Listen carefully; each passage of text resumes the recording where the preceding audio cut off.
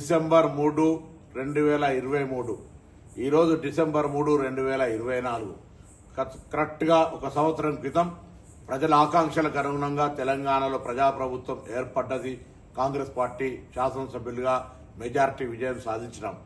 ఈ సందర్భంగా గత సంవత్సరం నుంచి జరిగిన పరిపాలనకు సహకరించిన ప్రజలందరికీ, సంవత్సరం క్రితం కాంగ్రెస్ ను బలపరిచి గెలిపించిన ప్రజలందరికీ హృదయపూర్వకంగా తెలంగాణ ప్రభుత్వం పక్షాన, తెలంగాణ కాంగ్రెస్ పార్టీ పక్షాన ధన్యవాదాలు తెలియజేస్తున్నాను.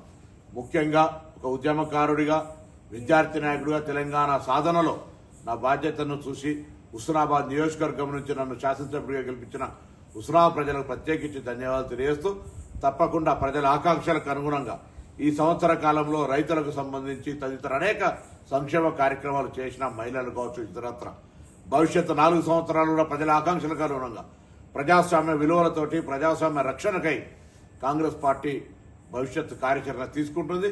ఇందుకు ప్రజలు ఏ విధంగానైతే గత సంవత్సరం ఆశీర్వదించినారో భవిష్యత్ కాలంలో కూడా ప్రతిపక్ష రాజకీయ కుట్రలను తిప్పికొట్టి దుష్ప్రచారాన్ని నమ్మకుండా కాంగ్రెస్ పార్టీని ఆశీర్వదించి బలోపేతం చేయమని రాబోయే కాలం లోపల తప్పకుండా ప్రజల ఆకాంక్షలకు అనుగుణంగా ప్రభుత్వాన్ని అందిస్తామనే మాటతో అందరికీ మరొకసారి ఈ సంవత్సర పదవి కాలం లోపల కాంగ్రెస్ ప్రభుత్వ పదవి 1 సంవత్సరం అవుతున్న సందర్భంగా ప్రతి ఒక్కరికి పేరు పేరున ధన్యవాదాలు తెలియజేస్తూ పొన్నం ప్రభాకర్.